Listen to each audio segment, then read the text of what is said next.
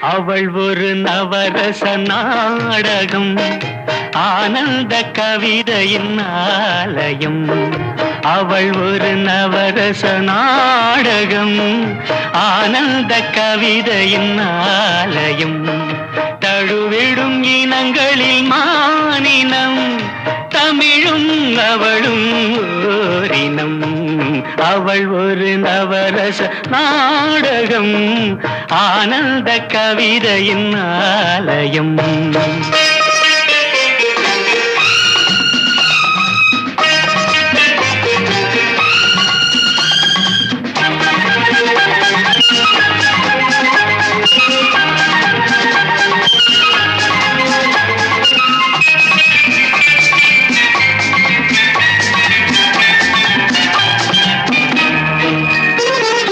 மரகத